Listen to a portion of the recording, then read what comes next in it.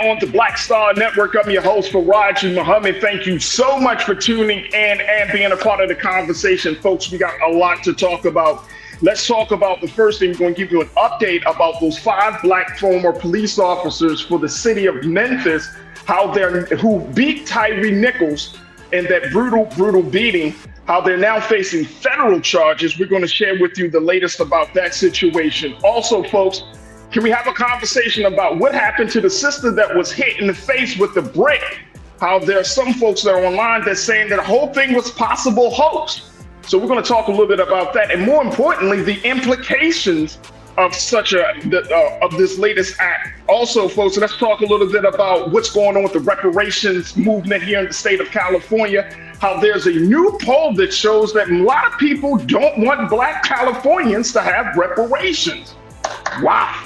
We'll have that and a whole lot more. Checking in with our sister, Suzette Speaks. It's not Wednesday, it is Thursday, but she said she had to jump on to give us her insight and expertise on these conversations. So folks, stay with us. It's all happening on today's edition of The Culture here on the Black Star Network. Let's go.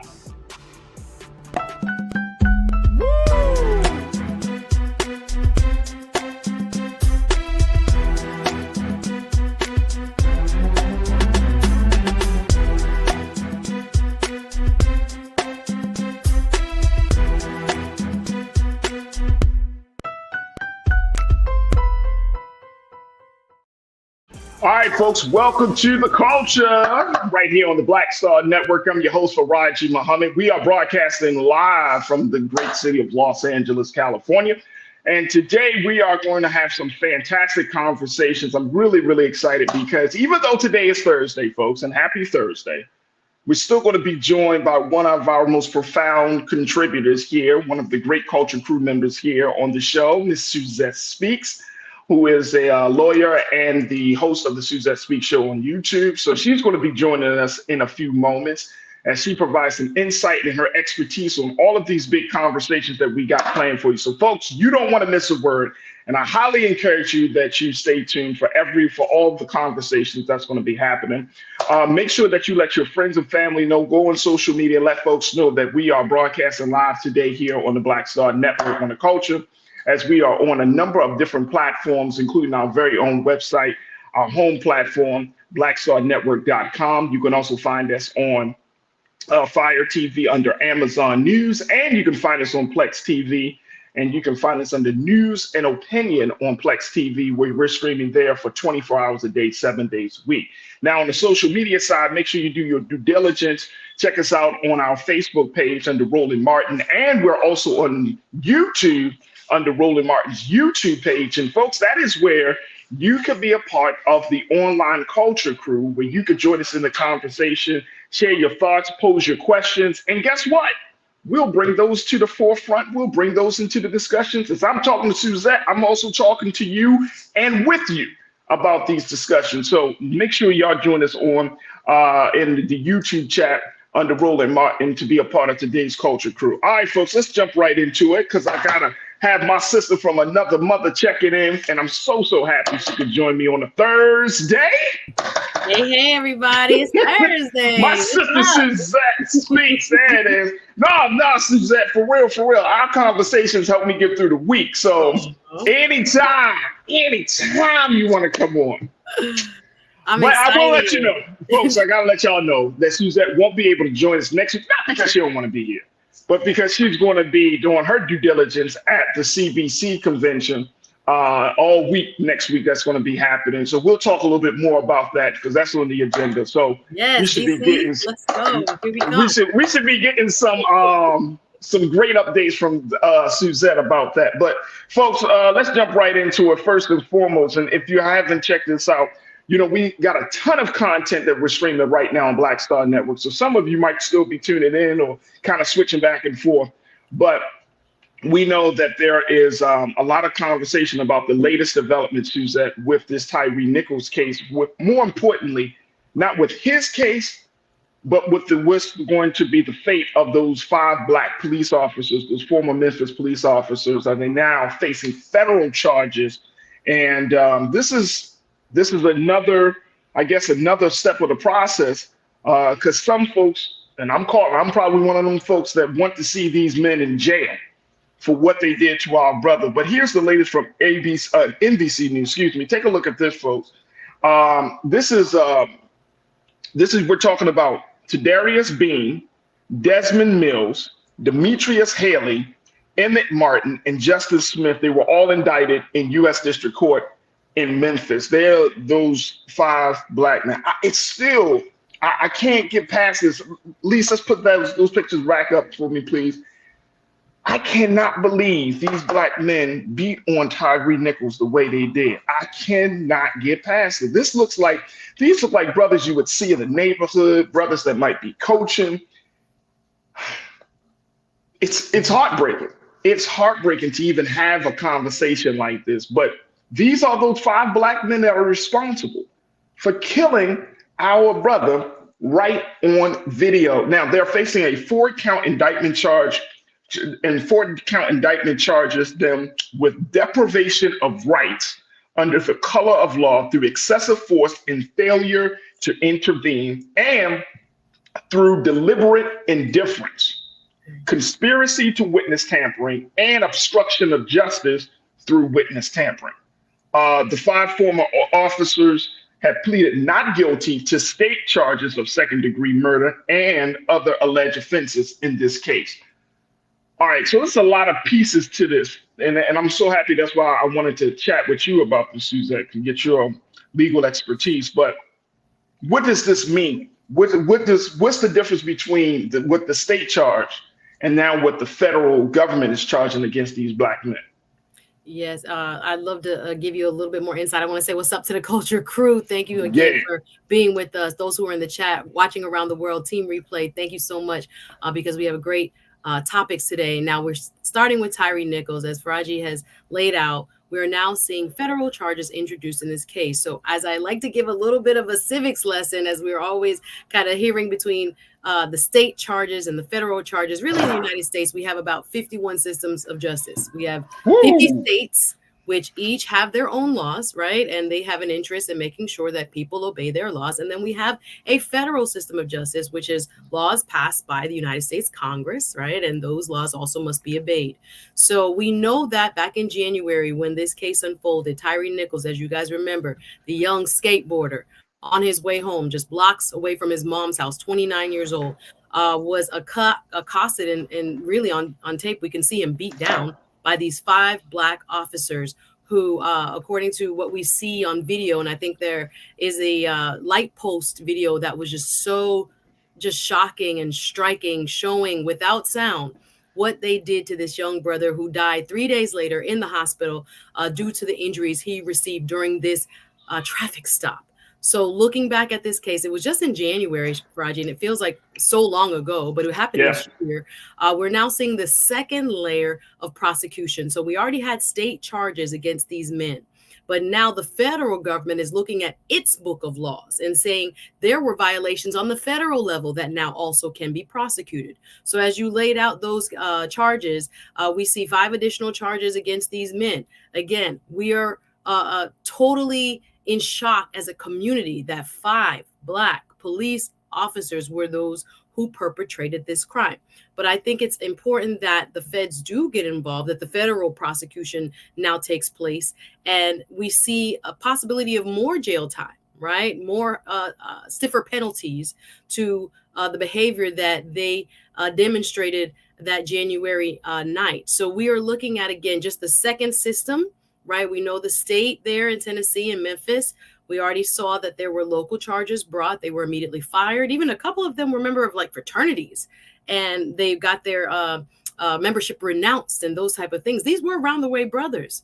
So when we were looking at their behavior and their mindset as to why they did this, it goes very deep. But just as kind of a general primer as to why we're hearing about it again, now we're seeing that second level of prosecution. The federal law that was broken is now what is in question, and they will now see themselves having to defend themselves in federal court, not just in state court.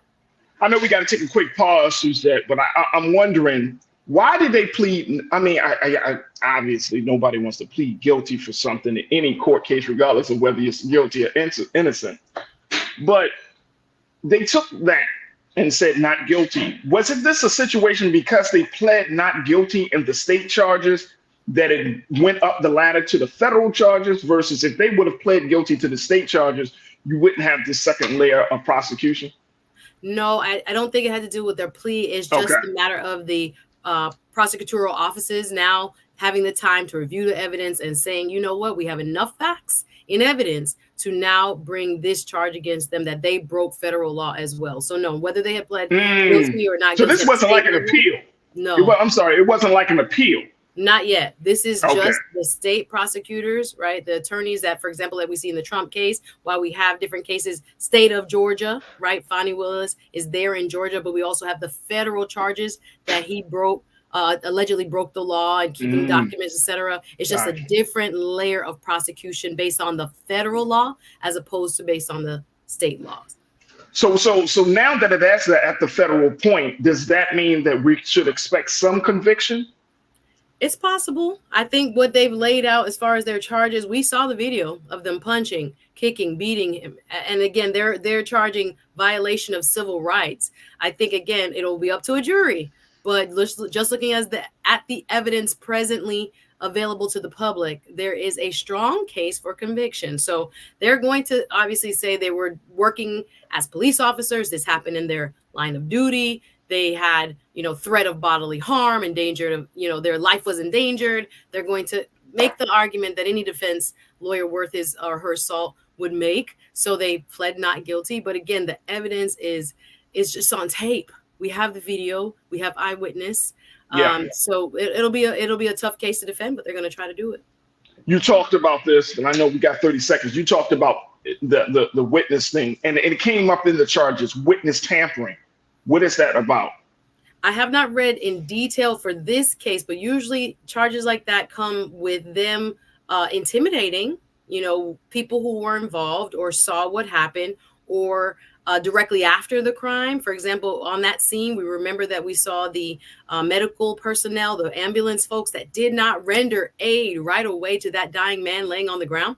So when it comes to locking arms, sometimes we hear about the blue wall of silence and people who are, intimidated into making sure they don't, say anything that's going to make their department or those individual officers look bad. So I am saying, as we are obviously going to get more detail as to the charges, it usually relates to them coming to a stance of influencing folks who saw what happened or were there immediately after or took reports thereafter and trying to get them to alter their version of events. Gotcha. So that could be the medical personnel. That's what came to mind. Was on scene. Yeah. I haven't read the entire indictment, but that's what came to mind when it comes to witness tampering. Those folks who are in any way just there or closely there after the transaction or the event has happened. People who are, contemporaneously, that's the word I'm looking for, involved in, viewing, listening to, seeing any and everything that was involved in this sequence of events. So if they in any way try to influence anyone, that's where that charge would come from. Wow, there it is. Suzette, we're going to have to keep our eyes on this, obviously, and until the final verdict is rendered in this case. But I'm glad they're getting the second level of prosecution. But more important, I'm glad that you shared with us that there are 51 systems of justice. No wonder. Each state has its own body of laws that we must obey in that state, plus the federal government's laws. So yeah, a lot of times we hear U.S. District Court, that's the United States government, the feds. Then we hear state court, that's that individual state's body of laws that must be obeyed. And we have prosecutors on both levels. Wow, there it is right there. All right, folks, we got to take a quick pause. When we come forward, let's continue the conversation on the other side. Let's talk a little bit about this situation with the Black woman that was alleged to be hit by a brick. Now there are a lot of questions and new concerns out there in social media and other spaces that it may have all been a lie. But this is not just about her. It's that because this story has gone so public and viral, that this might be a greater indictment on Black men and so many other folks in our culture. We're going to have that conversation up next. Stay with us, folks. We're just getting started here on The Culture, here on the Black Star Network.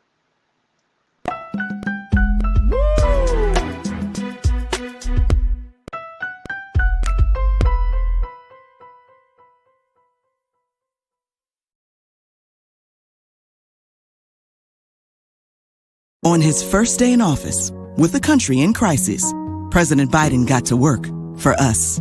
Cutting Black child poverty in half, more money for Black entrepreneurs, millions of new, good-paying jobs. He's lowered the cost of living and prescription drugs. But there's more to do. He gets it because we all deserve dignity, safety, respect, and a chance to do more than just get by, but to get ahead. I'm Joe Biden, and I approve this message. Pull up a chair, take your seat. The Black Tape with me, Dr. Greg Carr, here on the Black Star Network. Every week, we'll take a deeper dive into the world we're living in. Join the conversation only on the Black Star Network.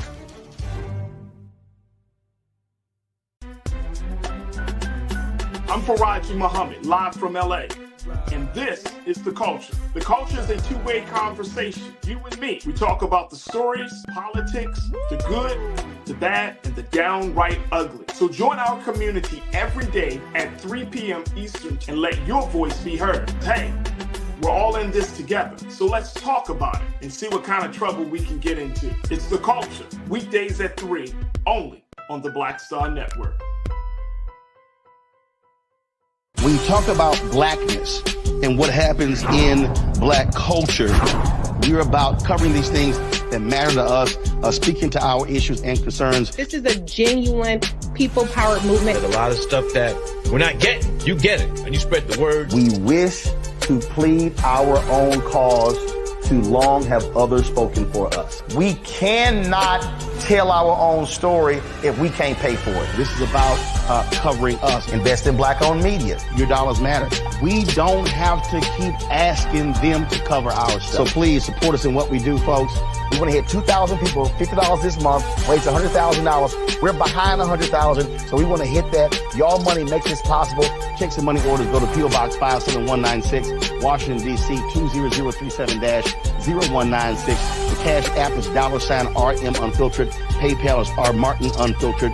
Venmo is RM Unfiltered. Zelle is Roland at RolandSMartin.com. Folks, Black Star Network is here.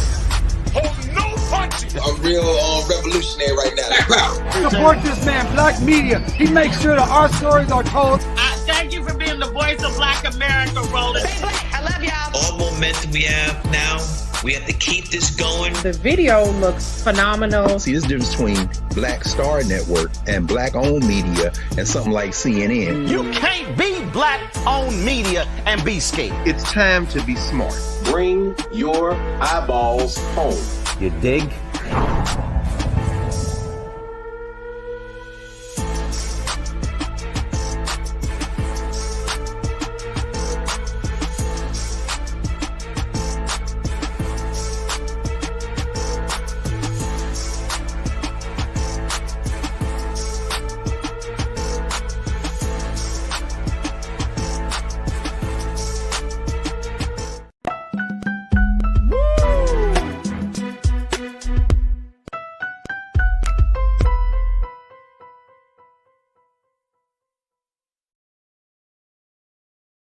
All right, folks, welcome back to The Culture here on the Black Star Network. I'm your host, Faraji Muhammad. Let's talk about this situation with the sister that was hit in the face by a brick, according to her. Now, there are some new concerns that are out there on social media that says that this situation is a hoax and that this is not the very first time that this young lady has made such a claim, especially in a very, very big way. Let me bring my sister Suzette Speaks back into this because Suzette, you wanted to kind of bring this to the forefront because you said, oh, of course, everybody was talking about it a couple of weeks ago. Or was it last week or a couple of weeks ago? Yeah, just last week. It seems like a last week. Yeah. Let me tell you about life and time. Well, that's so quickly, Faraji. It's like it's all coming together. I hear it's you. Like you're just like sitting there. But now, you know, I knew I had strong feelings about it. Right. You kept telling me, hey, Faraji, I'm just saying, though, Faraji. I'm just saying, though. Yeah. I got you, brother. I'm with you. I feel you. But at the end of the day, this sister is questionable. Yeah. So even though there are some talk about this, major news outlets have not verified that she did make a lie, but folks online are pulling up all types of information, and there's just some general chatter about the situation. All right, Suzette, talk to us about this. Yeah, I wanted to bring this back up, you guys, because I know we covered it right here, and that show has over 20,000 views, and people are all over those comments, Raji. So the same energy that we gave covering viral stories, which is what we do here on The Culture, we're going to also cover when we get more information, and it seems as if in this case, there's a lot of movement. So as you guys can recall, there was a young lady, and I will say her name. All of these are allegations. Nothing has been proven. But again, we follow what the trends are. So at the time, we had her version of events, which was her recording herself. It seemed to be out of Houston, Texas, during or after a visit to a club. Her face was swole up, claimed to be hit in the face by a black man with a brick. And she, started off on a tirade. She was using the N-word. She was going back and forth, saying that there were no black men willing to interject in her plight, that she was there all by herself, and all these black men just stood around. And again, when we first covered this story, Fraji, in my spirit, and I said it then, it just didn't seem right, because the black men I know are men of valor. They come to your aid. They do show up. And this kind of stereotype that it looks like exploited, took its course on social media. It was covered by every major news outlet. And as you have pointed out, just getting ready for the show today, I was looking around, and it was no major outlet covering what could be a possible hoax. Now, all of these, again, are allegations. What has allegedly come forward now is that there's evidence that she has done this in the past, that this lady may not even have been a victim and was using this as a scam to collect funds through a GoFundMe. So she goes by Ro Bache on Instagram. And again, all parties are innocent until proven otherwise. But and she also goes by Rhoda Osman. And in this kind of viral turn of events, it seems as if there are people who've come forward, many on YouTube, many on TikTok, to say that she did this to herself, and that, again, this shows a pattern of her trying to play victim. Now, what happened was in 2020, there's evidence based on her own Instagram that she made similar allegations before, where she came forward at the time. She claimed she was hit by a security guard at a dollar store and that no one did anything about it. And that, again, she had shown swelling on a part of her cheek, and she took to social media and just started to make that claim and raised on GoFundMe as a result of the 2020 alleged incident more than $5,000. Now, here we are again. We're seeing that she has, as you pointed out in the last time we covered this on this show, that she has skits and spoofs and pranks that she is also known to do, which sometimes people have pointed out have, gender role type, tension and racial undertones and pitting the sexes, quote, against each other. And it seems as if, again, this may have all been for clicks and views and for sympathy, and possibly just to grift the public, as we saw recently, similar to maybe a Carly Russell, and someone who, for different reasons, saw an opportunity. So this seems, again, to have taken a terrible turn.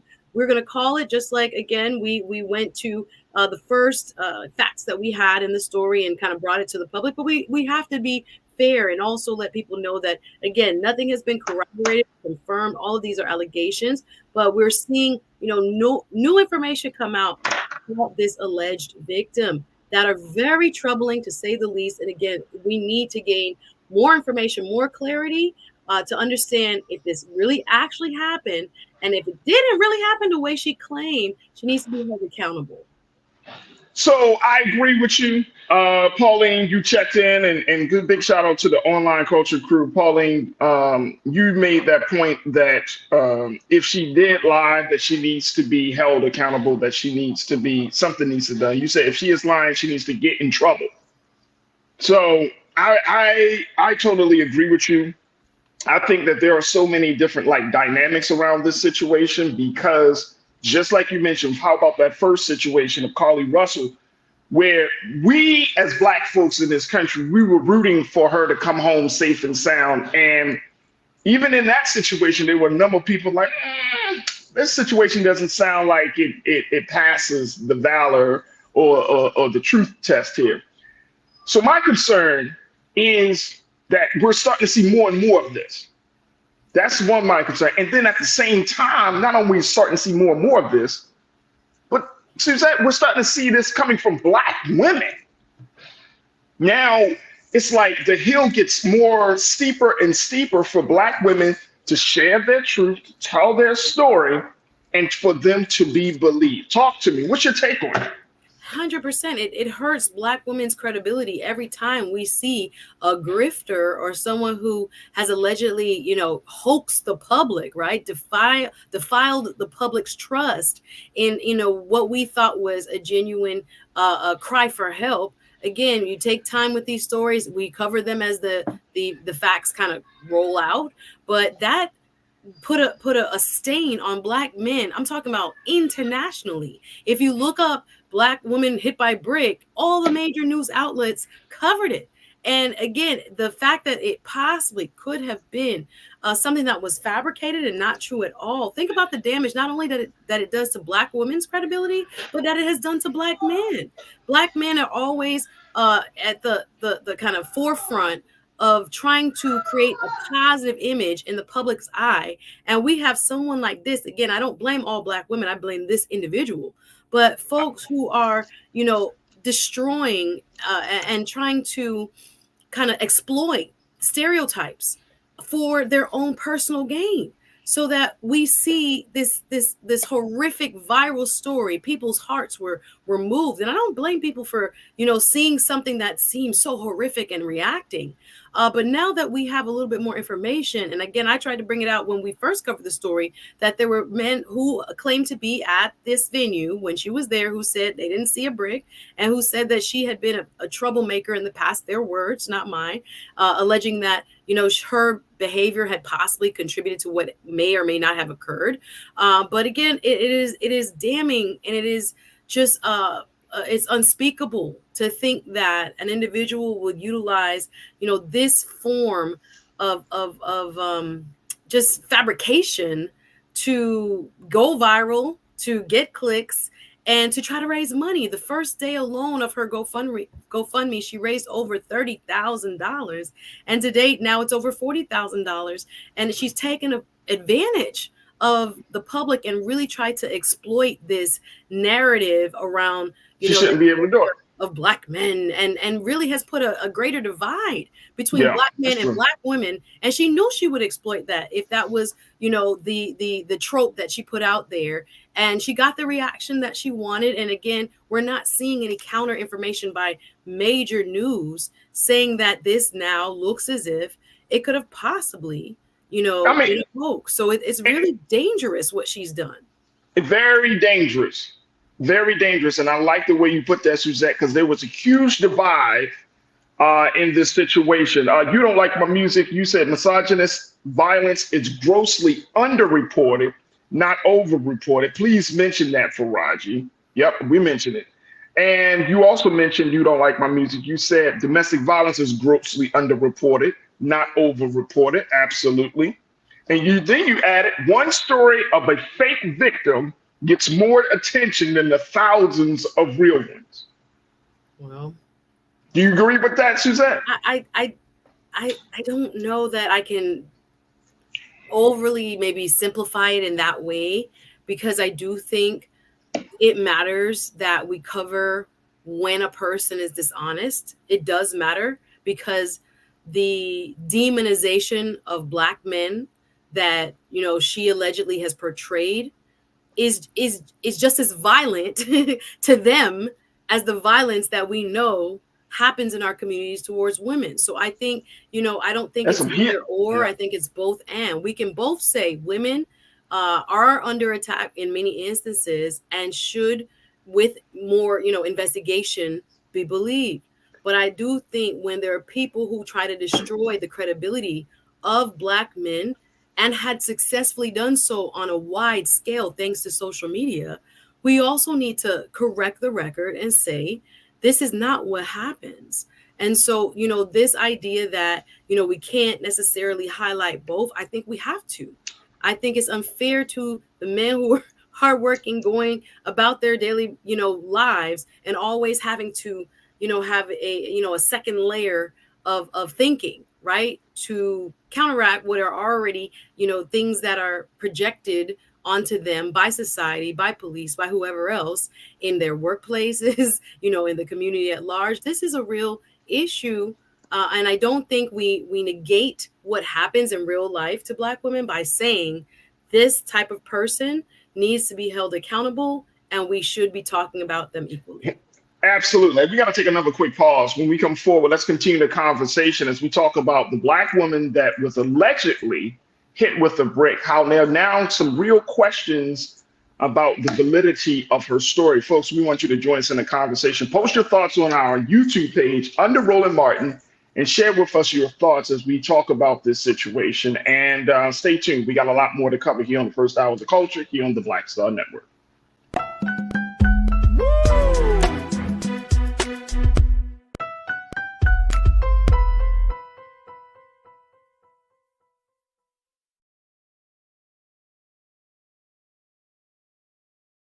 President Biden has delivered for Black America. More funding for Black entrepreneurs. Millions of new good-paying jobs. He's lowering the cost of medications and the cost of living. Joe Biden is delivering for us, and that's the facts. Pull up a chair, take your seat. The Black Tape with me, Dr. Greg Carr, here on the Black Star Network. Every week, we'll take a deeper dive into the world we're living in. Join the conversation only on the Black Star Network.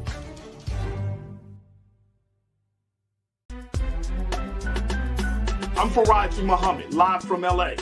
And this is The Culture. The Culture is a two-way conversation. You and me. We talk about the stories, politics, the good, the bad, and the downright ugly. So join our community every day at 3 p.m. Eastern and let your voice be heard. Hey, we're all in this together. So let's talk about it and see what kind of trouble we can get into. It's The Culture, weekdays at 3, only on the Black Star Network. When you talk about blackness and what happens in Black culture, you're about covering these things that matter to us, speaking to our issues and concerns. This is a genuine people-powered movement. There's a lot of stuff that we're not getting. You get it, and you spread the word. We wish to plead our own cause. Too long have others spoken for us. We cannot tell our own story if we can't pay for it. This is about covering us. Invest in Black-owned media. Your dollars matter. We don't have to keep asking them to cover our stuff. So please support us in what we do, folks. We want to hit 2,000 people, $50 this month, raise $100,000. We're behind 100,000, so we want to hit that. Y'all money make this possible. Check some money orders. Go to P.O. Box 57196, Washington, D.C. 20037-0196. The Cash App is $RM Unfiltered. PayPal is R Martin Unfiltered. Venmo is RM Unfiltered. Zelle is Roland at RolandSMartin.com. Folks, Black Star Network is here. Oh, no punches! I'm real revolutionary right now. Support this man, Black Media. He makes sure that our stories are told. Thank you for being the voice of Black America, Roland. Stay black. I love y'all. All momentum we have now, we have to keep this going. The video looks phenomenal. See, this difference between Black Star Network and Black-owned media and something like CNN. You can't be Black-owned media and be scared. It's time to be smart. Bring your eyeballs home. You dig?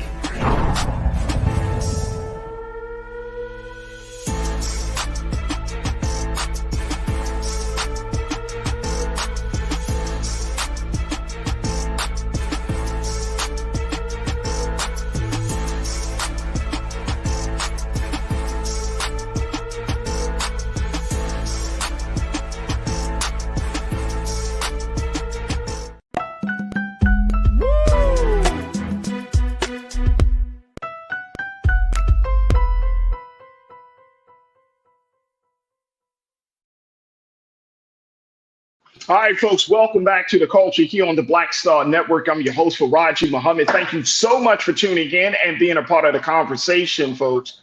as we have been having a big discussion about the situation around the Black woman who was allegedly hit in the face with a brick for simply not giving a man her phone number. Y'all remember that story from a couple of weeks ago? Went viral. She went on air on her social media and had this, a number of videos of her from in the hospital and everything else. Now, when I first saw the video, I was like, man, this is crazy.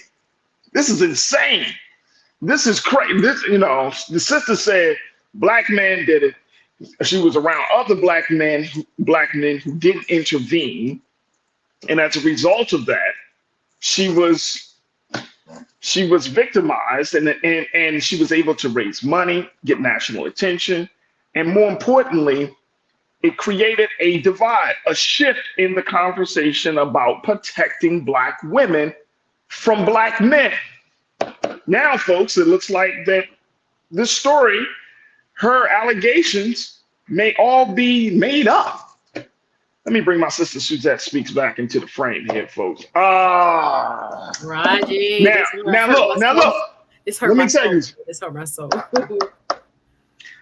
The crazy part is, I was all in, and I don't know if anybody else was in the school of thought, Suzette, but I was like, oh, look at her face. Look at her face. And it literally just dawned on me as I'm listening to you. Literally just dawned on me. I said, this sister could have taken something, and it could have been a simple allergic reaction. Yeah. I see you guys in the chat getting busy. Yeah, this is what we are hearing all around. Again, social media was such a medium for this thing to kind of grow in terms of the story being picked up by all the major news outlets that reported on it. So we're here to kind of just offer more information as we're seeing it also on social media. A lot of the Black YouTubers and TikTokers, we see y'all that are going a little bit deeper into what may have actually occurred. Now, as you stated, there are people that have brought receipts and, tried to explain what actually happened to her face. Because if you think about it, a brick to one's face, the discoloration, the possible bleeding, the cut, it does not necessarily add up. I'm just talking about, lay person to even medical. Wait a minute, hold on, Suzette. See, we gotta be freaking CSI. That's what we do. Sad. And this is real talk. And you're absolutely right, because I watch enough.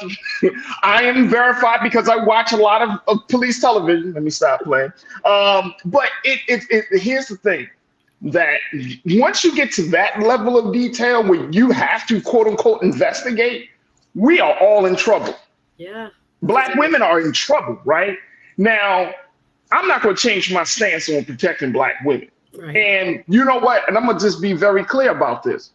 I don't care if there are 1,000 cases of Black women who make up hoaxes about their physical and emotional and spiritual violation, whatever the case may be. I'm going to believe it until otherwise. You are innocent, in my mind, you are innocent until you are proven guilty. So I don't want us to get into a space where it's like case by case basis. No, if you're a Black woman and you say that you've been violated, you said you have been abused, I'm going to believe you until otherwise. Now, it's not for me to act as if I gotta be judge and jury and prosecutor and defense attorney. I'm God, and so I know what's in your heart. No, I'ma just believe you. Because if that's what it takes to keep a culture where we're protecting believing Black women, so be it. It doesn't do nothing in my back that she lied to me. In a big scheme of things, yes, we were all concerned about it. But if she lied and then she's found, she's held accountable for that lie, that doesn't break my back. It doesn't, create a major disturbance in my life. But in my thinking, I don't want to be in a space where I have to start being a CSI for every time a Black woman is violated. I just can't do it. And I feel terrible in doing it. And so I'm choosing not to do it.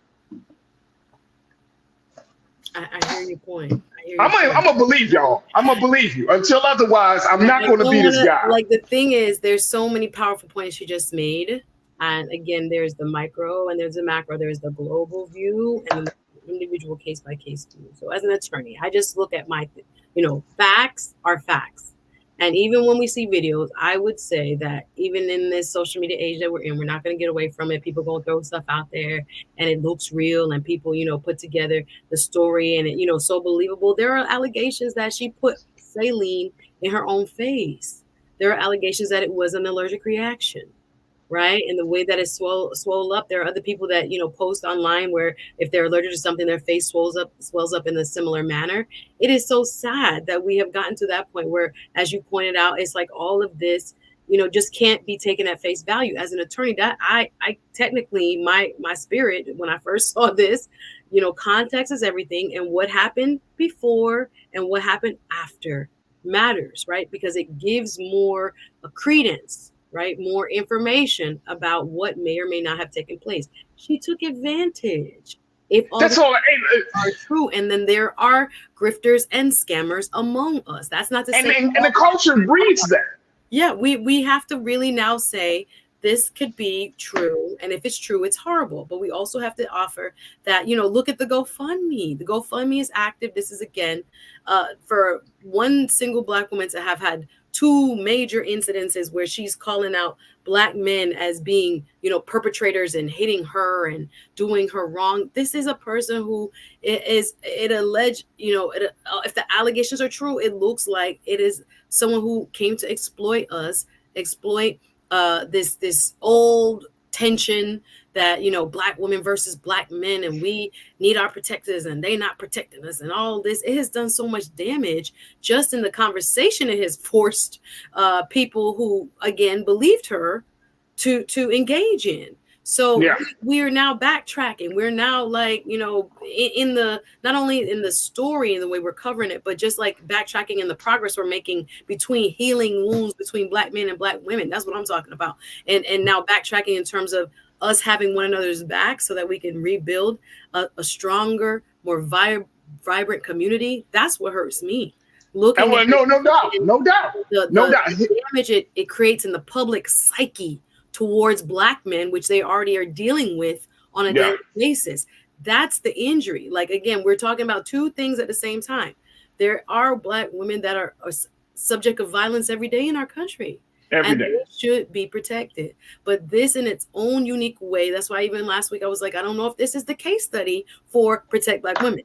I think this is a case study now that we have more information and all these allegations are coming forward. Again, all parties are innocent until proven otherwise. But when we look at what we're hearing, you possibly have created this huge firestorm that pit not only Black women versus Black men, but again, created in the beyond the Black community, social zeitgeist, a reinforced stereotype that Black men don't step up, that Black men are that they want to hurt Black women, that they gonna stand around and do nothing.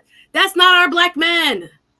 So if we're gonna call a spade and say for this individual, the damage that she possibly could have caused with what, again, many now are questioning. There's so much swirling, allegations. I was, down the rabbit hole again, looking at the videos on TikTok and on YouTube. But here's the thing, though. Bring that forward so that we can reverse some of that narrative around our brothers. I'm with you 1,000%.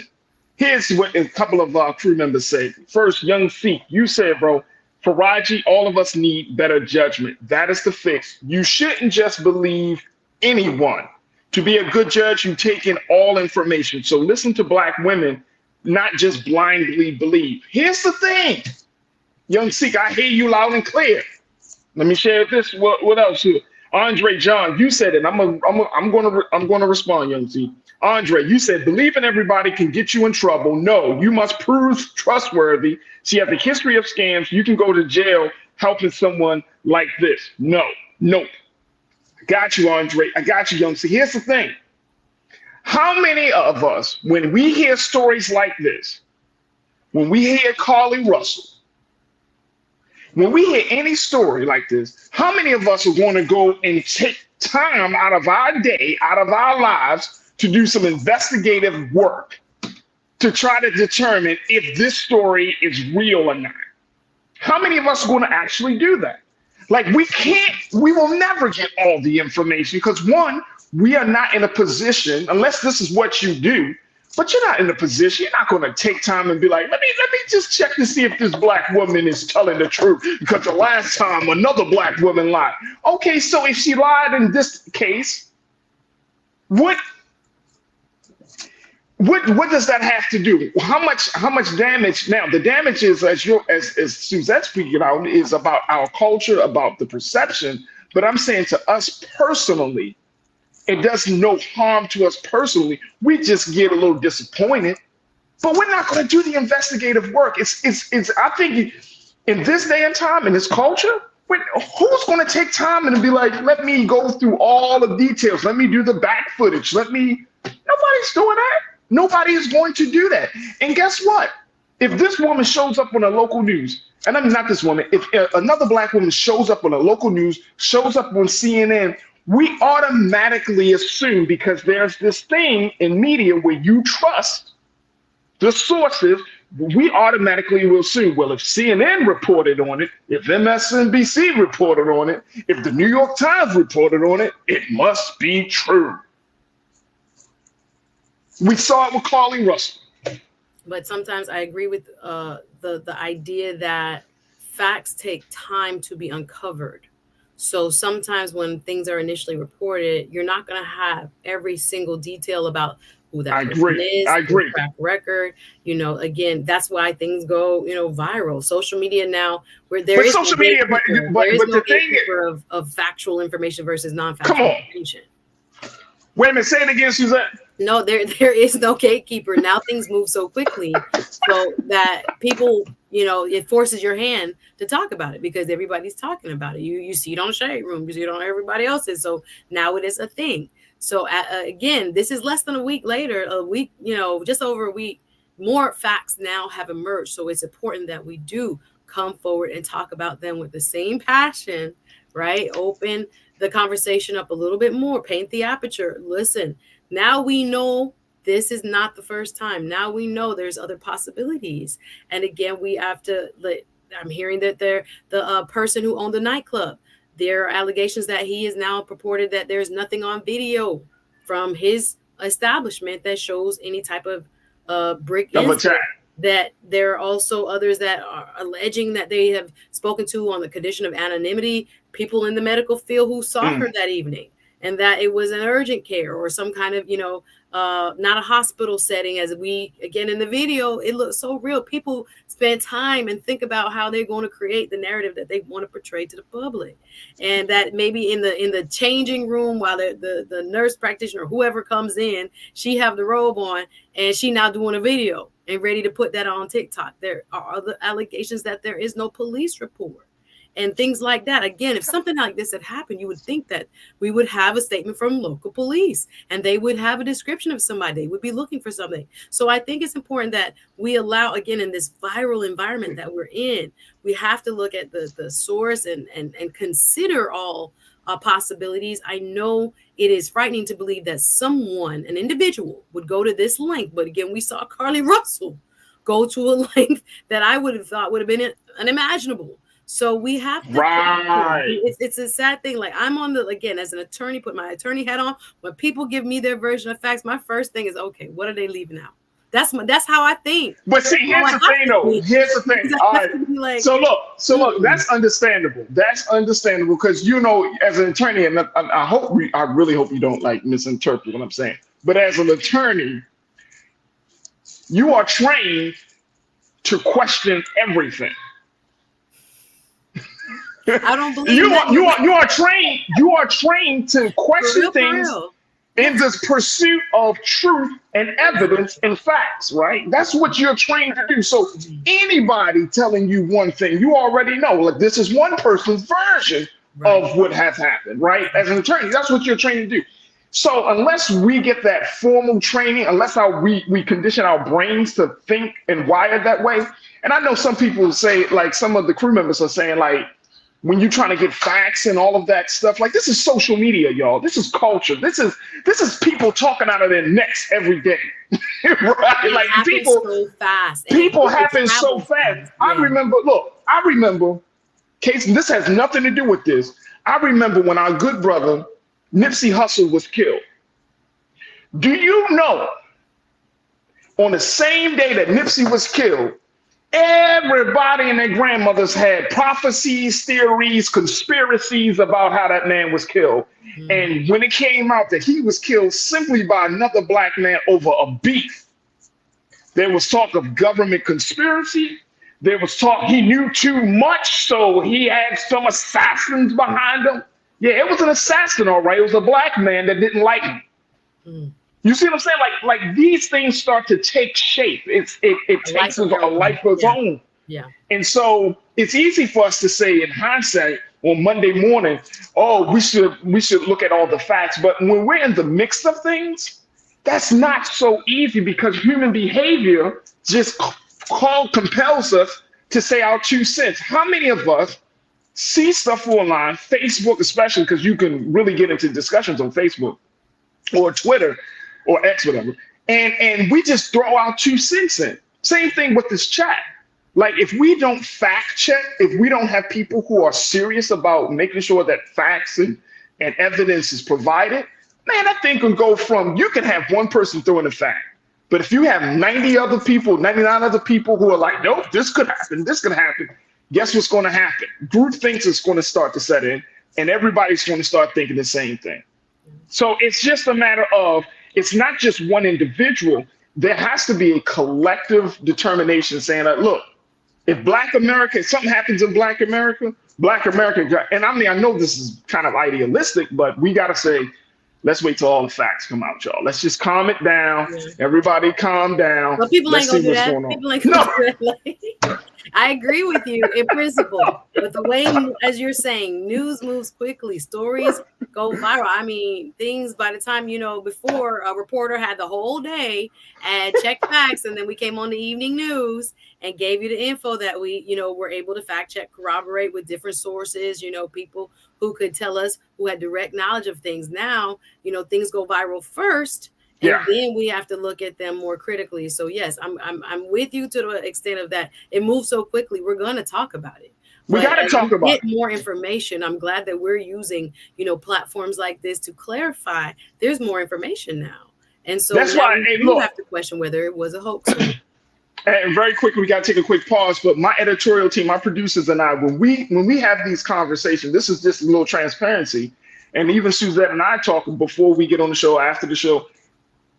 We don't want to present information. We try not to present information when stuff first comes out. I try to, as one of the producers, just say, okay, let's look at this. Let's give it a couple of days and see how the situation pans out before we even have a conversation. Because if you jump too quick, then you're going to lose out on information. But if you wait too long, then people are going to say that you're not up on what's going on. Delicate dance. So you got to find that delicate balance between presenting the information in a timely manner, but at the same time having all the facts in place when you do the presentation. All right, look, we got to take a quick pause. When we come back, more conversation on the other side, folks. Stay with us. It's The Culture here on the Black Star Network.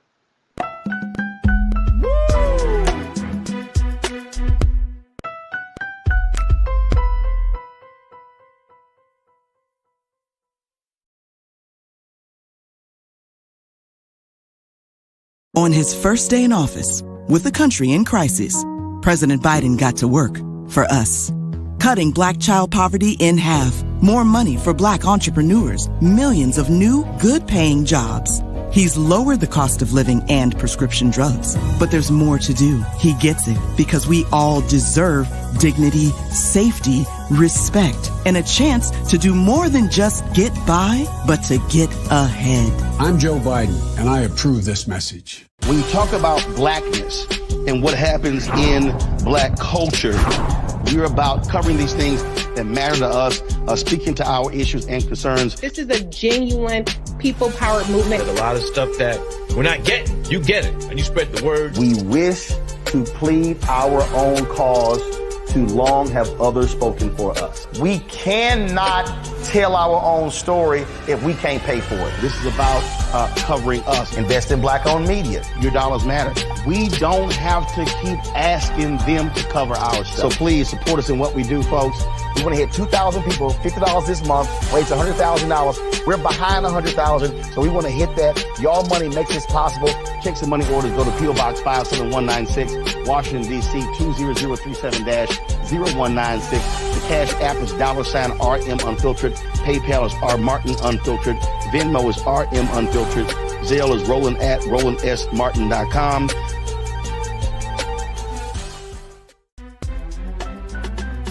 I'm Faraji Muhammad, live from LA. And this is The Culture. The Culture is a two-way conversation. You and me. We talk about the stories, politics, the good, the bad, and the downright ugly. So join our community every day at 3 p.m. Eastern and let your voice be heard. Hey, we're all in this together. So let's talk about it and see what kind of trouble we can get into. It's The Culture. Weekdays at 3, only on the Black Star Network. Folks, Black Star Network is here. Oh, no punching! I'm real revolutionary right now. Support this man, Black Media. He makes sure that our stories are told. Thank you for being the voice of Black America, Roland. Stay black. I love y'all. All momentum we have now, we have to keep this going. The video looks phenomenal. See, this difference between Black Star Network and black-owned media and something like CNN. You can't be black-owned media and be scared. It's time to be smart. Bring your eyeballs home. You dig?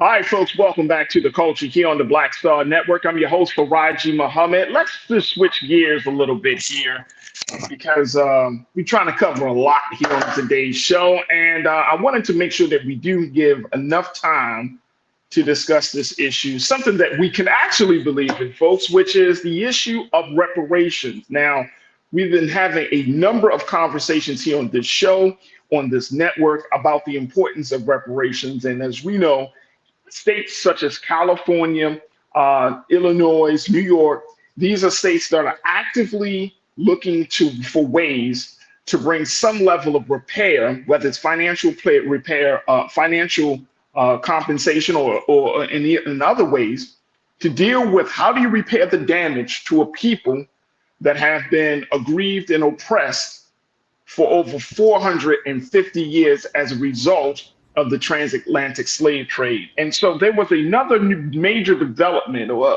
I won't say major development, but there was something that came up just recently where there was a poll that was done, folks, around this issue here in the state of California. NBC News talked about this. And Lisa, if we could put this first quote up in here, there is some level of resistance on reparations in California. According to the University of California, Berkeley, they polled released this week shows that most Californians oppose Black residents receiving any financial compensation as part of reparation recommendations from the state assembly. Among all of those who responded, 59% rejected the idea of cash payments to Black descendants of slavery in the state. Meanwhile, 76% of Black respondents were in favor of cash payments, and 66% of white voters were opposed to Black Californians receiving money. Democrats are more likely to support cash reparations than Republicans, and those with no party affiliation who strongly oppose. Now let's go to the second quote here. Mr. Reginald Jones Sawyer, who is a member of the Reparations Task Force, he said the results show a lack of knowledge around California's deep involvement in slavery and other forms of racism that devastated Black families. He said, quote, polls can be skewed because usually enough information isn't given to the people so that they don't have a full understanding of what's going on. He said if each individual that they polled had read that 400-page document we did last year, which proved how California was complicit in chattel slavery, and read the 1,100-page document that we printed out this year, which talked about what reparations should be, there's absolutely no way you would believe that there shouldn't be some type of compensation. To inform the public, according to Mr. Jones Sawyer, he said the California Black Caucus will begin a fundraising campaign to hire a firm to disseminate, quote, clear and concise and direct messaging about the report. Obviously, most people didn't read the preliminary or final report by the task force. People now are trying to debunk those findings. Let's go back to my sister, Suzette. It's interesting. This is really, really interesting. And I have been talking to a number of folks. Of course, we had people on this show to talk about reparations, Suzette. But to hear that now that there isn't an overwhelming support for reparations in one of what many would say is one of the most progressive states in the country.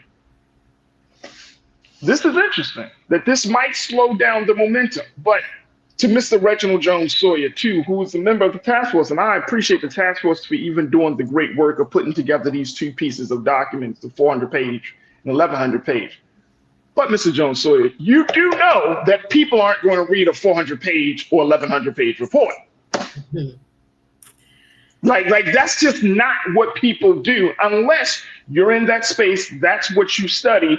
You see what I'm saying? But on average, the average person, quote unquote, is not going to sit down and read a report. Hell, we got political leaders that don't read the laws, the bills that's coming across the bills before they vote on them to become laws. Yeah. So I want to temper the expectation a little bit that people should read the report, because I'm sure in those pages they lay out the groundwork. But you're talking about America in 2023. Yeah, I think there's a lot to this particular story when we are looking at, what could influence people's opinions. So first and foremost, okay, I always look at polls too, but we always have to remember it's the set of people, whether it's 1,500, 3,000, 5,000 people, whatever it is. The subject matter they cover represents what those people in that poll, and again, we don't know what their age or racial or ethnic makeups are, but it's good to kind of keep that in perspective. This is not all Californians. These are the people who answered or were asked this question in the poll.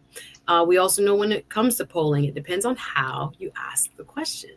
So that's very true. That respondents may not say cash payments, but we know, and I want to give a shout out to my brother Michael Imhotep, who is the resident, I think, expert here on the Black Star Network when it comes to reparations and how it benefits the country as a whole.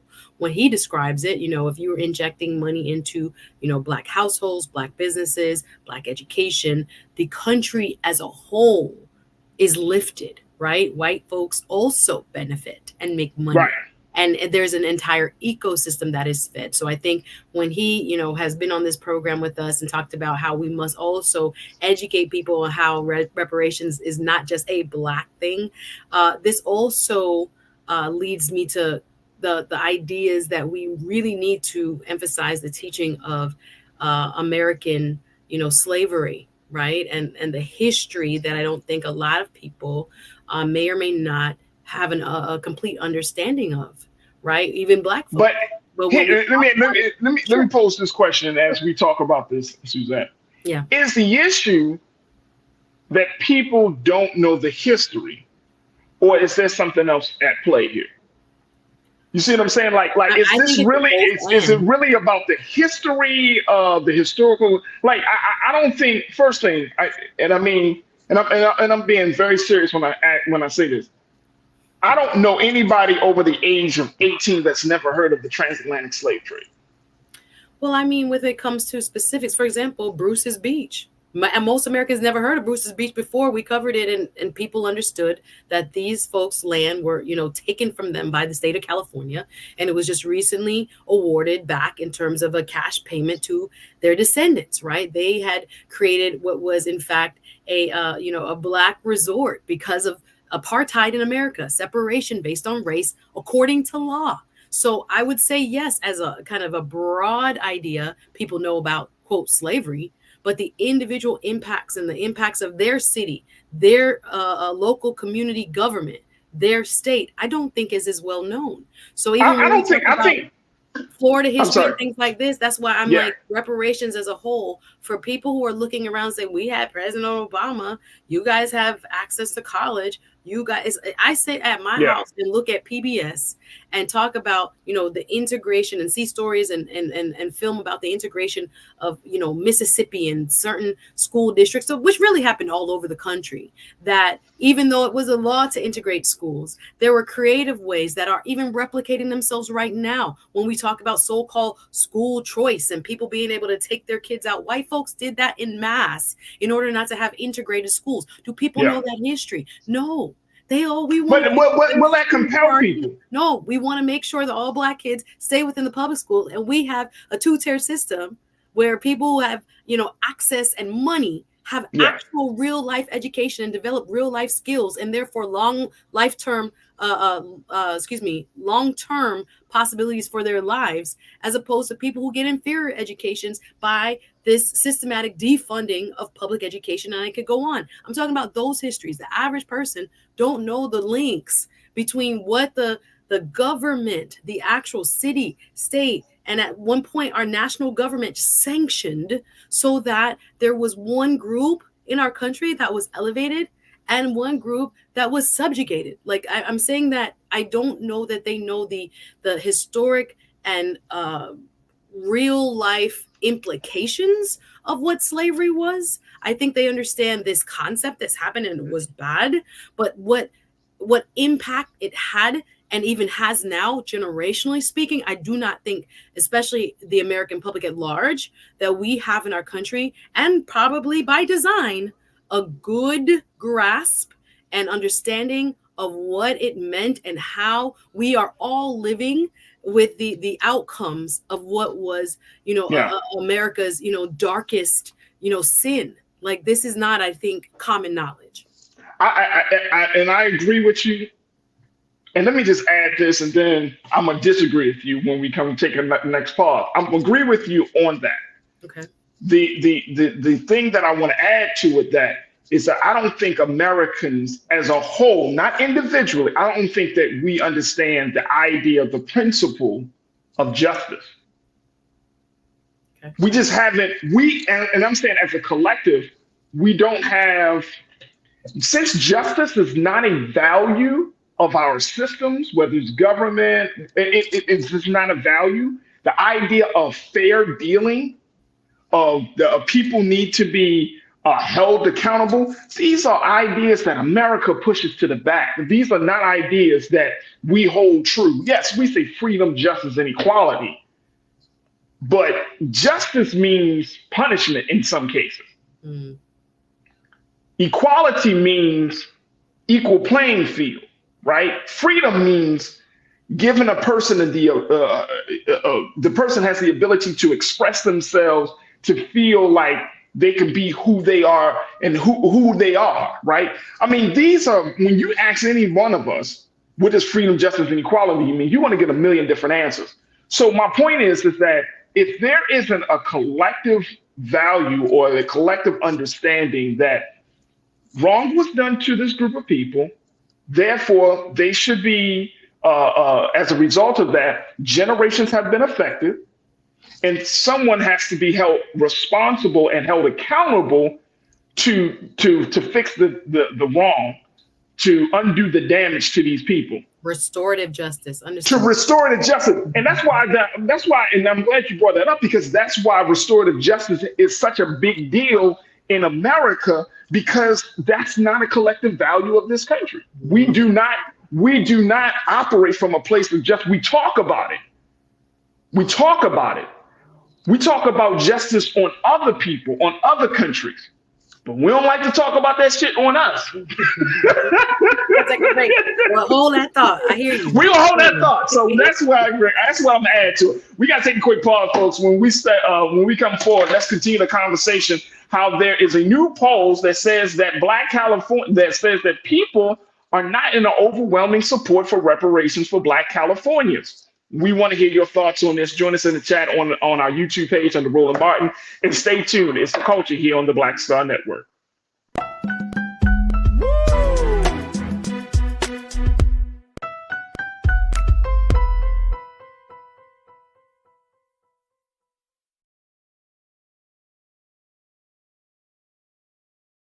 President Biden has delivered for Black America. More funding for Black entrepreneurs. Millions of new good-paying jobs. He's lowering the cost of medications and the cost of living. Joe Biden is delivering for us, and that's the facts. Folks, Black Star Network is here. Oh, no punching! I'm real revolutionary right now. Support this man, Black Media. He makes sure that our stories are told. Thank you for being the voice of Black America, Roland. Stay black. I love y'all. All momentum we have now, we have to keep this going. The video looks phenomenal. See, this difference between Black Star Network and Black-owned media and something like CNN. You can't be Black-owned media and be scared. It's time to be smart. Bring your eyeballs home. You dig?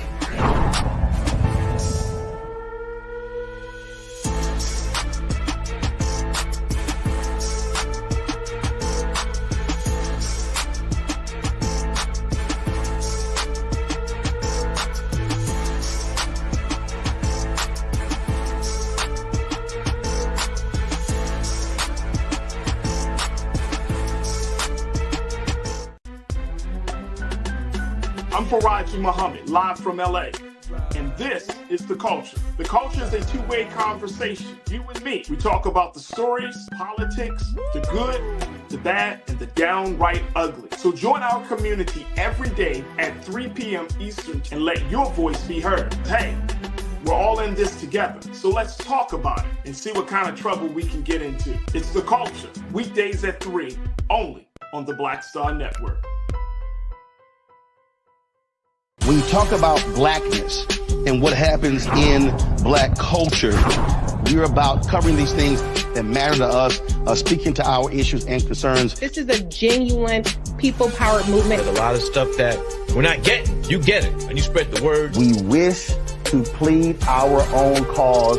Too long have others spoken for us. We cannot tell our own story if we can't pay for it. This is about covering us. Invest in Black-owned media. Your dollars matter.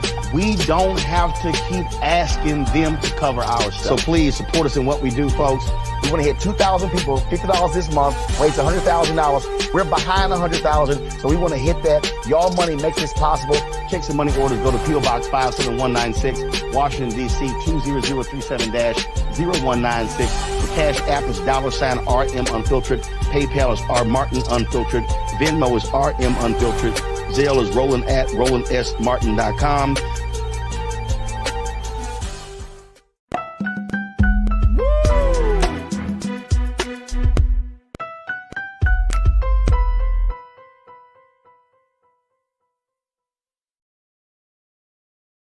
All right, folks, welcome back to The Culture here on the Black Star Network. I'm your host, Faraji Muhammad, checking in with my sister from another mother, Suzette Speaks, who's joining us. Even though it's on a Thursday, she wanted to join us for the conversations, and I'm so glad that she did. As we're talking about this issue of reparations, how there's a new report that shows that there isn't an overwhelming number of folks who are in support of Black Californians having reparations. And we're talking about that some of the latest data from that report, and more importantly, the implication that has on the conversation about reparations and its momentum there. So yeah, Suzette, before the pause, we were talking about, my point is that I don't think that a lot of people in this country have a sense of justice. Let me just share with you what Benny Hill checked in. Benny, I appreciate you. You said it's a mix for Raji. They're uneducated, but a lot don't understand the implications or effects of chattel slavery. White people don't seem to acknowledge any of the failures of Reconstruction. You also said, so how do we hold them accountable for Raji if they refuse to acknowledge the atrocities? And I think that's part of the challenge when I'm saying, and having this conversation. Black people is one form, but how do you have this conversation? How do you make white people the majority of this country, but not necessarily in the state of California, but they're in powerful positions, influential positions. These are part of our state leaders, to understand this idea that they need to be rendered, that justice needs to be rendered. Because in the same piece from the NBC News, it said, Suzette, that another hurdle for this reparations movement is to actually educate the lawmakers. It said another hurdle will be educating members of the California Assembly who are expected to sponsor legislation based on the task force's 1,000-page report published in June. So that means you got to teach them. You have, listen, this is not going to get any easier because everybody has their issues. We have a lot of single issue voters. We have people who are, standing up in the fight for, what they believe in. And if this is something that a collective we want to see, it's not going to be any less difficult. We are going to have to roll up our sleeves and do what we're hearing, which is that the education piece is one of the major pieces to moving the ball forward. I think, again, there are times in our country where other issues now that we have seen become law seem, impossible, that no one would vote for them. Oh, no, keep talking about them. We've had congressional hearings on it. I know that even when I go up to CBC next weekend, there are a couple of panels I see that are being led on reparations and from the federal level. And I think it's very interesting that we have seen certain programs, we'll call them, at the city and county levels already in certain places around, the country. So I think there are two things that can be happening. There are smaller, what we call laboratories. The states were always called the laboratories of democracy because, again, with all the 50 different smaller governments that we have, right, and the big national government we have on the federal level, we can try things. But I think California is still the right place to try this. But again, I'm wondering, and you had posed a question before, what other contributory factors and issues are going on? What came to mind, and I'm not as familiar with California as probably you are now, that you are in LA, but when it comes to the budgets and what other things are priority to the average voter, of course, all we're getting on the news about California is a lot of natural disasters. And this is me from the East Coast looking over. I see a lot when it comes to substance abuse and addiction as a major issue there. You correct me if I'm wrong. I see homelessness. That's the one major issue. So that's the one. Other issues going on, maybe in the list of what's most important to the average Californian, they are saying, well, we're cool with y'all. We're cool with it, but we prefer that we prioritize our spending dollars when it comes to these other issues. I think have a better, more priority. I think to that point, that's exactly the take that some Californians have, white Californians and other folks, that it's become this money issue, this cash payment, because we got to ask ourselves, and I'm saying as Black folks in this country, what's more important, cash payments or some other form of justice measure? You know what I'm saying? Like, is it about land ownership? Is it about college admissions? You know what I'm saying? We would have to figure that out. So if we're talking about just simply cash, and we talked about this on the show before, where they were looking at like over $1 billion. Yeah. You know what I'm saying? And so now when it comes to dollars and cents, then people are going to naturally be like, we can't afford it. We can't afford it, right?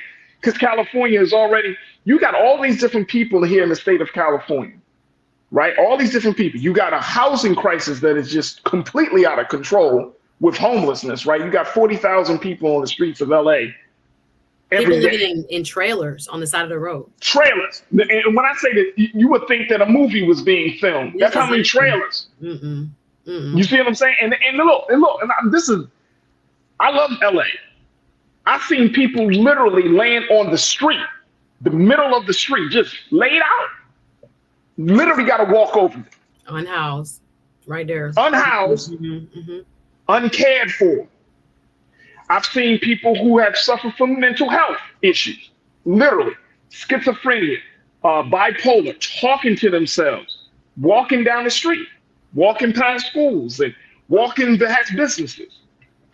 Folks don't bother them, but it's present. You see it, and you feel in your heart that, damn, like, man, this is a effed up situation. Yeah. For the human being to be in. So when we have these conversations, it's like we just got to figure out, like, okay, what's going to be the priority for the state, right? And I think for even those school of thoughts about lineage versus, the harm, the folks who say, well, if you're Black and you've been harmed, you should be qualified. We got to figure out how to bring these two ideas together, because I think they're both right. I think, okay, lineage, understood, but harm, we've all been harmed. Mm-hmm. We all been affected. So we can't discount that either, right? So I think this is a big part. But more importantly, if you got to educate lawmakers on seeing something like this, ooh. We have to. This is why we have to pay Woo. Black lobbyists, people who are involved at different levels in this system. It's all important. Again, no one is going to give any ground just because it's right. That, I think, is probably the biggest fallacy sometimes when we are looking into politics and we're like, oh my gosh, why don't they just do the right thing? There are people who, again, look at this board, this chessboard of sorts.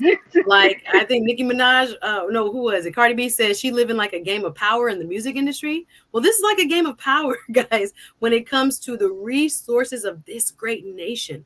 We have to see ourselves as inheritors and that we are a part of the caretakers of the ground that was won in terms of housing access, in terms of education access. You yourselves, us here, again, we're a little bit more elevated when it comes to the discussion because we care and we read and we know, but we have to be educating one another. We have to work on our elected officials, whether you are calling them, writing them, sending them articles, meeting them at, networking mixers and things like this. We have to stay on them. This is not a system where it just happens just because when rest in peace, all the trailblazers that we've, lost that say, we fought for, and it's still, something that we must fight for. It's a very real thing. We are working, we are paying bills, we are trying to survive. And I do think sometimes they're putting pressure on a system so that we can't come up for air and pay attention and go into, political mode. But if we're not careful, I keep looking at my great state of Florida and how much ground we're losing. I wanted to ask you, Faraji, about the demographics of California, because I know Black people are not the major minority there also. No, it's Latino. Asian and Hispanic are far more significant in terms of the Californian population. And I was thinking about how demographics might play a role in some of the attitudes and opinions as well. But this is a fight, guys. This is not something where, again, we start with the ballot box. That's where we start. But beyond that, we have to understand that if they can create laws that are voter suppression laws, or you can't register. Everybody in Florida was wiped off the vote by mail. You have to go back individually and register for your absentee ballot for it to come to your house and be mailed. That's the number one way, for example, in our state, Democrats vote. But they made a legislation that wiped everybody off of the vote by mail. You won't get it unless you go onto your supervisor of elections website and request it again. These are voter suppression tactics. If it didn't matter, they wouldn't do it. That's why we can have essentially what is, minority rule here in Florida, not us, but people who are not the majority in terms of their ideas, right, have changed rules so that the damage can kind of just stay, kind of take hold for like a couple decades. I'm looking at what we have to do in terms of Democrats in this state. I keep thinking, like, Lord, what are we going to do? We have to keep pushing and getting good people to run. And education, though, is the cornerstone. Let me get off my soapbox. But education is the cornerstone. When I keep thinking about, we cannot have, half sleep people. Like, it could be just a full contact sport. It's power. It's people looking at it and saying, guess what? I'm going to get the most for my kids, my grandkids. My kids still going to be in control of all the halls of power. Y'all could keep begging. Y'all can stay on the outside. There is no, we like to say there is a common American value, as you pointed out, when it comes to justice, equality, you know, life, liberty, and the pursuit of happiness? Yes, there is, because we all swear allegiance to this Constitution, the great document that has given us, you know, the pathway to so many freedoms. But if they didn't have to follow it, they wouldn't. And they're not. That's how the country was for hundreds of years. That's what it said in the book and on the beautiful piece of paper. But they were like, but not y'all. Why are we shocked? This is my thing. So the education piece, the advocacy piece, we really have to be okay with. This is going to take us, you know, on the front lines to get it done. Well, we know that the California Black Caucus is looking to do these, and we got to say this, then we got to take another pause, but the California Black Caucus is looking to have these kind of like meet and greets and going into certain, you know, various cities throughout the state and in certain areas to have these conversations.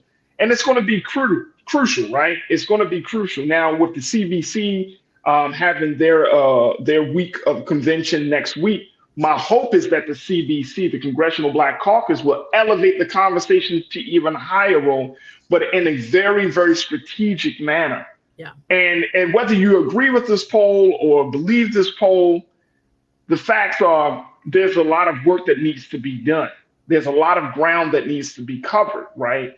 And, you know, I would advise folks like, let's put in the groundwork. Let's do whatever is necessary, because if we can get the state of California to see the benefit of reparation, and not just to see the benefit, but to actually put money and other resources behind this idea whose time has come, it will be like a domino effect across this country.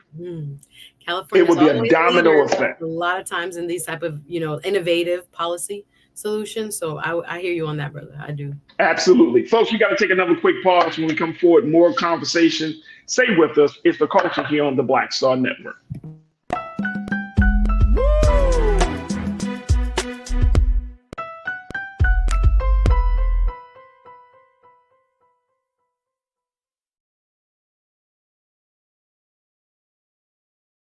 On his first day in office, with the country in crisis, President Biden got to work for us.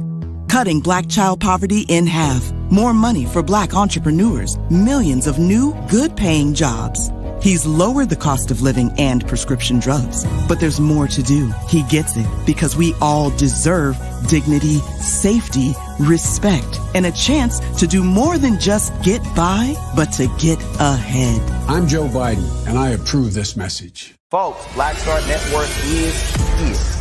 Oh, no punches! I'm real revolutionary right now. Support this man, Black Media. He makes sure that our stories are told. Thank you for being the voice of Black America, Roland. Stay black. I love y'all. All momentum we have now, we have to keep this going. The video looks phenomenal. See, this difference between Black Star Network and Black-owned media and something like CNN. You can't be Black-owned media and be scared. It's time to be smart. Bring your eyeballs home. You dig?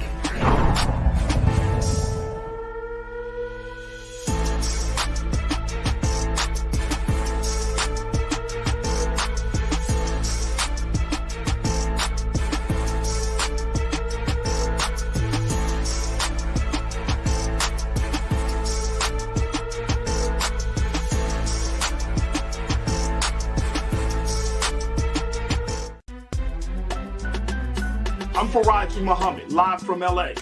And this is The Culture. The Culture is a two-way conversation. You and me. We talk about the stories, politics, the good, the bad, and the downright ugly. So join our community every day at 3 p.m. Eastern and let your voice be heard. Hey, we're all in this together. So let's talk about it and see what kind of trouble we can get into. It's The Culture, weekdays at 3, only on the Black Star Network. When you talk about blackness and what happens in Black culture, you're about covering these things that matter to us, speaking to our issues and concerns. This is a genuine people-powered movement. There's a lot of stuff that we're not getting. You get it, and you spread the word. We wish to plead our own cause too long have others spoken for us. We cannot tell our own story if we can't pay for it. This is about covering us. Invest in black-owned media. Your dollars matter. We don't have to keep asking them to cover our stuff. So please support us in what we do, folks. We want to hit 2,000 people, $50 this month, raise $100,000. We're behind 100,000, so we want to hit that. Y'all money makes this possible. Check some money orders. Go to P.O. Box 57196, Washington, D.C. 20037-0196. The Cash App is $RM Unfiltered. PayPal is R Martin Unfiltered. Venmo is RM Unfiltered. Zelle is Roland at RolandSMartin.com.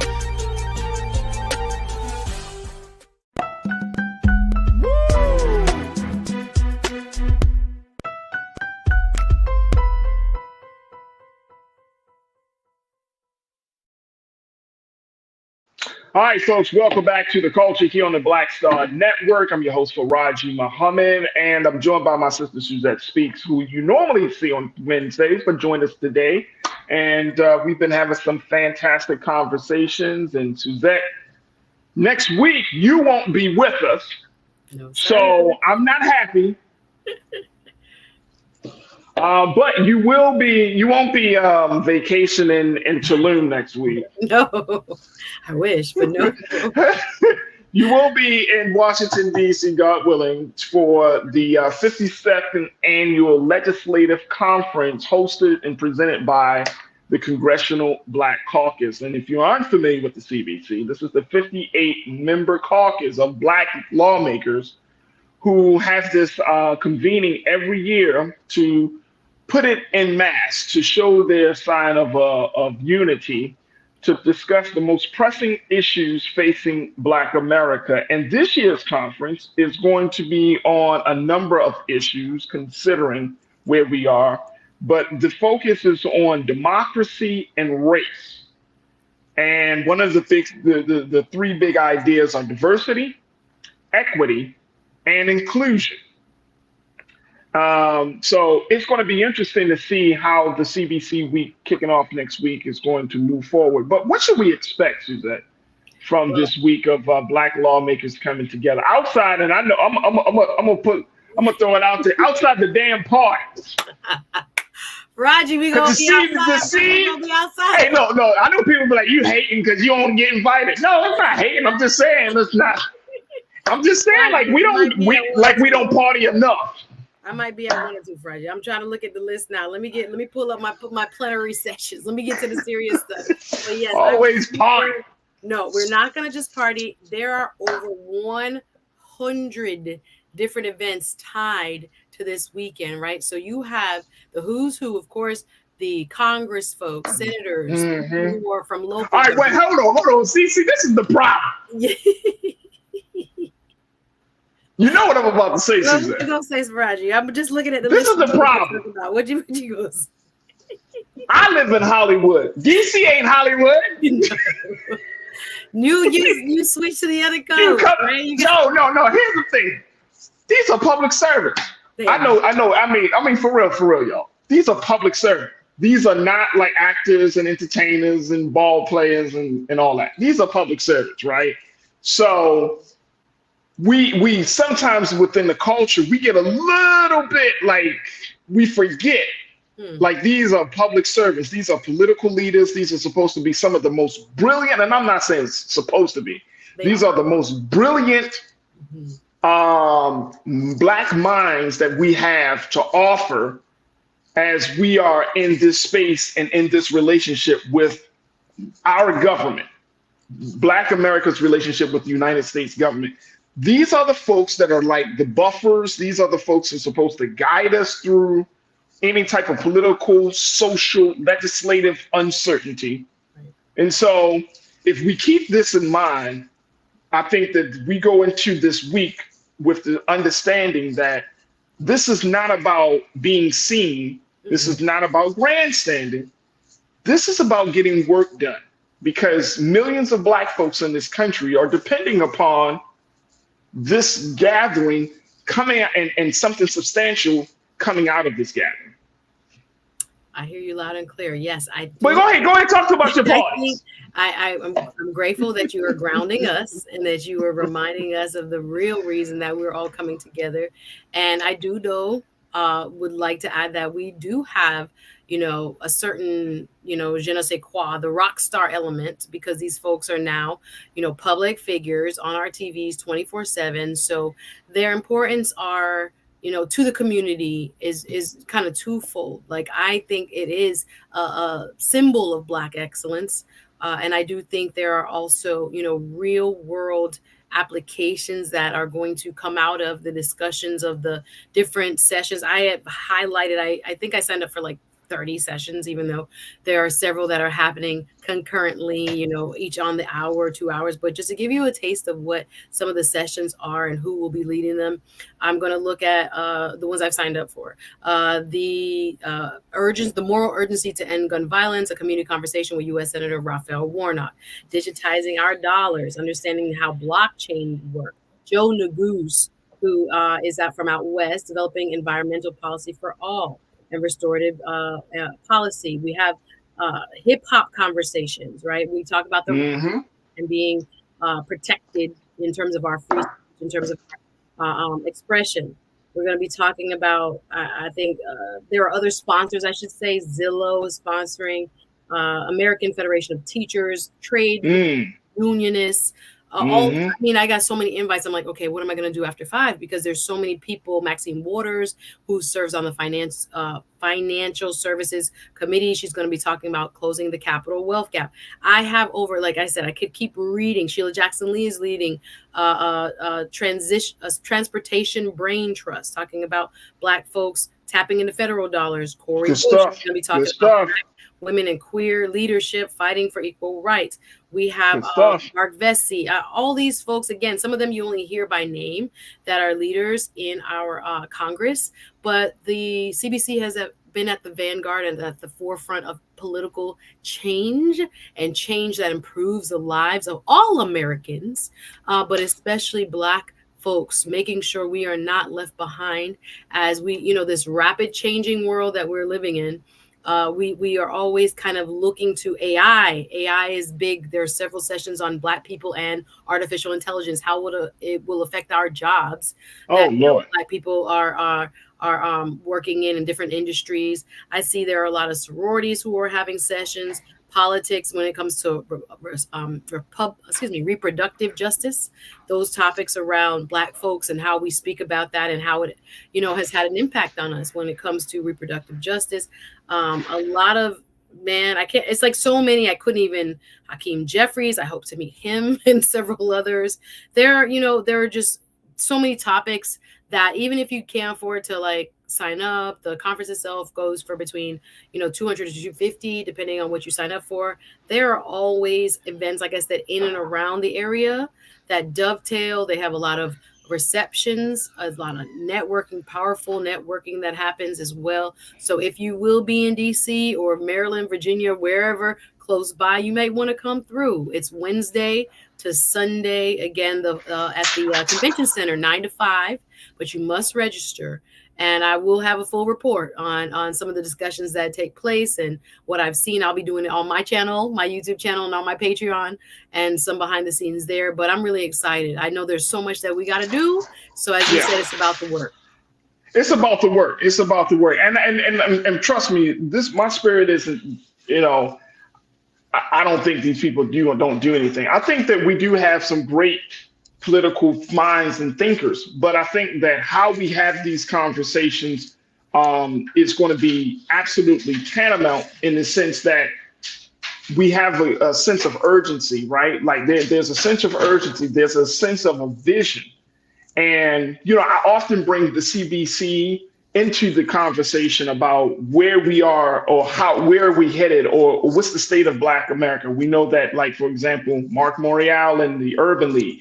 We know the NAACP. We know the National Action Network with Reverend Al Sharpton. We know Operation Push with Reverend Jesse Jackson Sr. and all of these things, right? NAACP. But and making sure that when we have gatherings like this, there has to be when we look at the history of the Black political class, the black bourgeoisie, that making sure that all of our people are represented, right, in such a way that our people feel like, you know what, I can't be in DC, but my guy, my legislator, or their interests are being discussed. Or their interests, exactly. They are going to be like discussed. Their interests is going to be there, right? Yeah. Because I study Black America. I know, and I'm looking at the trends, right? And it's like we want to be in this kind of Black professional class. We want to be this Black elitist class, but then at the same time, we want to disengage ourselves from the reality of poor people, of poor Black people, right?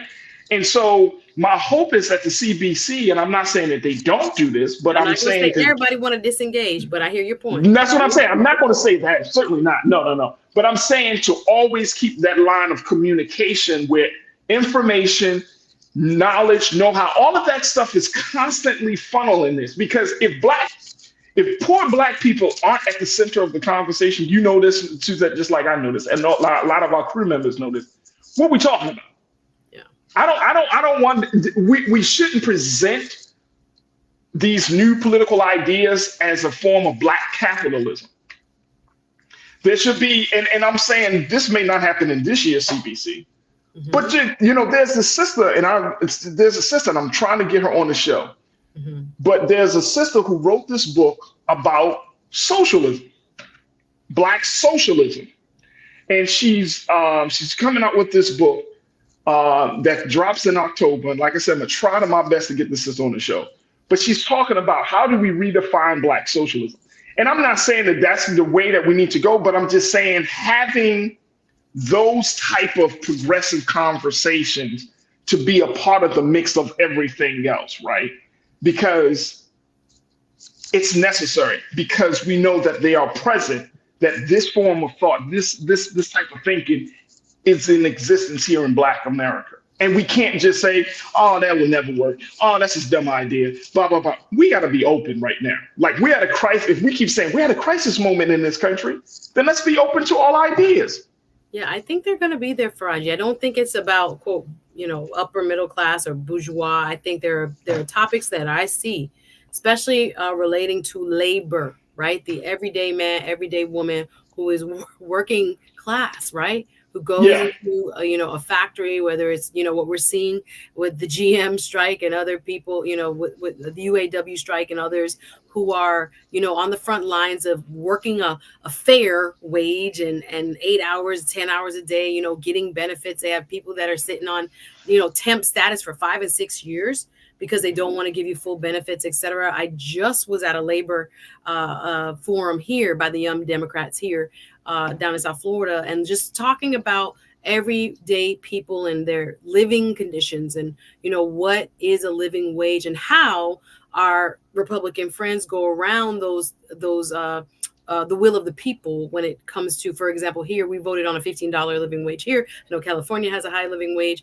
et cetera, but then you will find legislatures kind of capping it by going around the general will of the people and now making all kinds of constraints or loopholes. But to your point, just based on this agenda, there are upper middle class, business class, working class, all kind of parts of our community, economically speaking, their issues are on this agenda. So I don't think it favors any one, quote, class of Black. I think we are looking at across the spectrum issues that affect from housing, like I said, transportation, looking at even how I see Haiti on there, how the diaspora is being affected down here. There are so many different topics. You're going to find various walks of African-American life represented in the topics that we're going to discuss next week. I'm looking forward to it. I'm going to say, Lise, can we pull up the website, please, for the CBC's? You can go to cbcfinc.org. CBCF. There we go. This is right here, folks. I want to let us know this is the theme for this year's conference: securing our democracy, protecting our freedoms, uplifting our culture. I love it. I'm not opposed to it. We just got to make sure that there is this cross-generational, cross-economic, cross-cultural conversations that are happening. Because I've been in these spaces. I've gone to CBC stuff before. I've gone to NAACP stuff before. There's still a disconnect. And I know we don't like to talk about it too much because we don't want to like let out the skeletons in the closet. And when it comes to certain Black political thought, but I'm going to let it out. Like, we don't have conversations. Young people, and I'm talking about not young people that want to be in working for somebody's political office. I'm talking about young people who are on the ground. I'm talking about young people who are organizers and activists. I'm talking about getting some new energy up in there. Again, I'm not throwing shade on this gathering at all. I want to see what comes out of the gathering, right? Upon your report and based upon what's going to be shared from the CBC, let's see what's coming out of it.